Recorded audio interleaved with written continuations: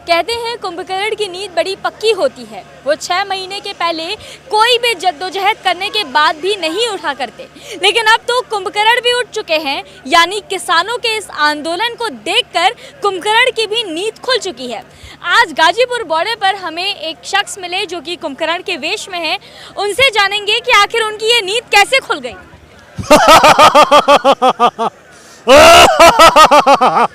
हाँ, जब मैं 6 महीने बाद सोकर उठा तो मैंने संसद में गड़गड़ाहट देखी, शोर सुना।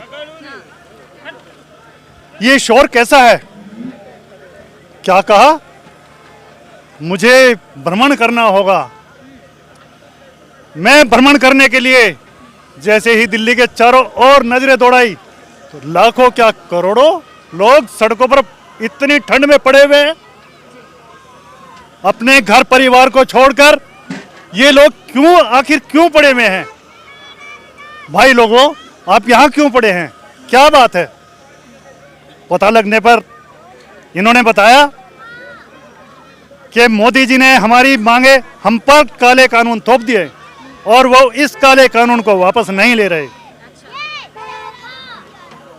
तो मैं वापस जाकर भ्राताश्री को समझाया कि हे भ्राताश्री, जिस प्रकार तुमने सीता का हरण करने के लिए योजना बनाई थी उसी प्रकार तुम नई नई योजना बना रहे हो। तुम सीता का हरण करने जा रहे हो, किंतु ये हमारे परिवार का विनाश है। किंतु भ्राताश्री नहीं माने और उन्होंने माता सीता का अपहरण कर ही लिया। उसी प्रकार भ्राताश्री ने अब काले कानून इन किसानों पर थोप दिए। अब मैं उनको यही समझा रहा हूं कि ये काले कानून वापस लो, वरना अनर्थ हो जाएगा, अनर्थ हो जाएगा, अनर्थ हो जाएगा। हमारे साथ एक शख्स और हैं जो कि बिग बी के पोशाक में है। सही बोल रही हूँ मैं? हाँ। तो आज ये वेश हर करके आप क्यों यहाँ आए? Welcome welcome welcome.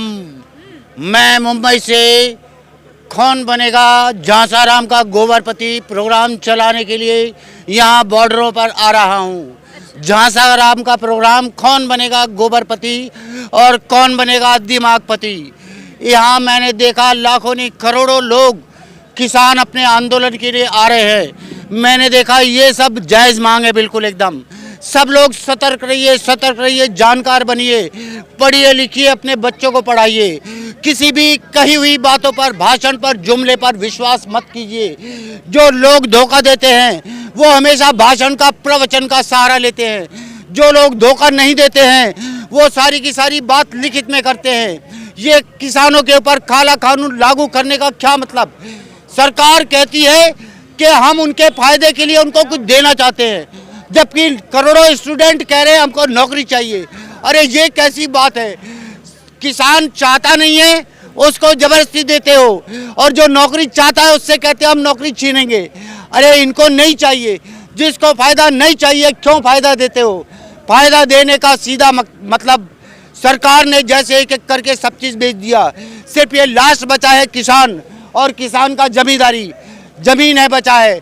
अगर जो ये भी कॉन्ट्रैक्ट फार्मिंग के अंडर में आ जाएगा या ये कंपनी के अंडर में आ जाएगा, अंडर में आते ही जो कंपनी है, अभी मान लो 10 करोड़ जो आड़ती हैं वो बैठे में, फिर एक आड़ती होगा, एक आड़ती अपनी मर्जी के रेट पर खरीदेगा, अपनी मर्जी के रेट पर बेचेगा। अभी कुछ दिन पहले की बात है, आपको आलू 60 रुपये, 70, 80 रुपये किलो मिला, लेकिन अभी 2 महीने बाद ही वो आलू 10 रुपये किलो, 8 रुपये किलो हो गया। वो क्यों हो गया? हमारा देश का गोबर खाने वाला लोग नहीं समझता है, वो अनाज नहीं खाता है। अरे वो जो आलू 70-80 रुपये किलो बिका था, वो आलू जो है वो कंपनी का आलू था, कंपनी का आलू जो उसने स्टोर करके रख रखा था काला बाजारी करने के लिए। और अब जैसे ही जो किसानों का आलू डायरेक्ट आया, डायरेक्ट आते ही उसी आलू का रेट जो है 8-10 रुपये किलो हो गया। जो लोग किसानों को खालिस्तानी, विद्रोही, देशद्रोही, पता नहीं क्या क्या कहते हैं, अगर जो तुम वाकई इनको देशद्रोही, विद्रोही मानते हो तो तुम्हें भी अपने माता पिता की कसम है, इनकी फल, सब्जी, अनाज, चाय, दूध सब कुछ बंद कर दो और अपने पापा जी से बोलो कि वो किसी दूसरे देश से वो सब मंगवा के तुम्हें दे। मत खाओ इनका, एक 4 घंटे के अंदर तुम्हारी अकल ठिकाने आ जाएगी। लेकिन आपने बिग बी का भेष तो हर लिया है, लेकिन जो असली बिग बी हैं, जो अमिताभ बच्चन जी हैं, वो तो किसानों के सपोर्ट में कुछ नहीं बोल रहे हैं। वो तो किसानों का ऐड भी करते हैं, लेकिन किसानों की इस मांग को सही नहीं ठहरा रहे हैं वो। आप समझते नहीं हैं, जितने भी सेलिब्रिटीज होते हैं, हाँ। ये सारे के सारे शांत दिमाग रखना पड़ता है, क्योंकि उनकी फिल्म जो है उसमें गड़बड़ होने का होता है। अभी कोई फिल्म आई थी, उसमें दुनिया भर का पंगा कर दिया। इनका काम ये तांडव की बात कर रहे हैं क्या? तांडव, तांडव, तांडव में तांडवी लोगों ने तांडव कर दिया। तांडवी लोग दिमाग में गोबर भरा। किसको कह रहे हैं आप तांडवी लोग? जो तांडव कर रहे हैं कि इसमें गलत है और इसमें सही है। कैसी बात करते हो तुम लोग? देश के ये इतनी बड़ी जो मूर्ति बनाई है गुजरात में, आपको पता है इतनी बड़ी मूर्ति क्यों बनाई है? क्यों बनाई है? मैं बताता हूँ आपको। देखिए, वो इतनी बड़ी मूर्ति इसलिए बनाई है क्योंकि हमारा देश आज़ादी से पहले 550 से ज़्यादा रियासतों में बटा हुआ था। 550 से ज़्यादा रियासतों में अलग अलग राजा महाराजा थे और नवाब थे। उन सबको मिलाने का काम हमारे सरदार वल्लभ भाई पटेल ने किया था। मतलब वो सब सरकारी उसमें लेकर आए थे, प्राइवेट से। तो उनके नाम से, सरदार वल्लभ भाई पटेल के नाम से यूनिवर्सिटी, पार्क वगैरह सब कुछ पहले से ही था। अभी हमको हमारे जो माननीय मोदी एंड कंपनी है, उन्होंने सोचा कि अगर जो माननीय मोदी एंड कंपनी है, उन्होंने सोचा कि अगर जो सरदार वल्लभ भाई पटेल ये 550 रियासत इसमें नहीं मिलाते तो हमें बेचने के लिए कुछ नहीं मिलता। इसलिए उन्होंने लंबी सी मूर्ति बनाई, 6,000 या 3,000 करोड़ रुपए की। वो इतने करोड़ रुपए की किससे बनाई? अच्छा, ये बताइए, सरकार तो अब मानने को तैयार नहीं है। उसने कह दिया है कि हम नहीं मानने वाले हैं, आप यहाँ पे जब तक चाहे आंदोलन करिए, हम नहीं अपनी जगह से। आपको एक बात नहीं पता है, मेरी बात सुनिए। जनता से सरकार होती है, जनता से सरकार होती है, सरकार से जनता नहीं होती है। अगर जो सरकार को ज्यादा घमंड है तो आप किसी जंगल में जाके अपना राज चला के देखिए, वहाँ पर जंगली जानवर होंगे। यहाँ पर नहीं है, यहाँ पर जनता से सरकार बनाई है। पैम्फलेट क्या आपने टांग रखा है, इसके बारे में थोड़ा बताइए, क्या है ये? ये एक्चुअली में जो हमारा ये हमारा अन्नदाता किसान है। ये किसान ने ही हमारे देश की तरक्की की है। अगर जो तुम किसान का अपमान कर सकते हो तो चपड़ चुल्लुओं किसान का बोया हुआ या पैदा किया हुआ कोई भी चीज एक दिन छोड़ दो।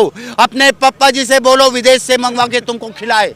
एक ही दिन में क्या, एक ही बार में तुम्हारी अकल ठिकाने आ जाएगी।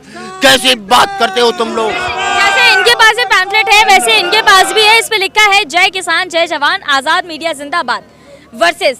क्या क्या कहना चाहते हैं?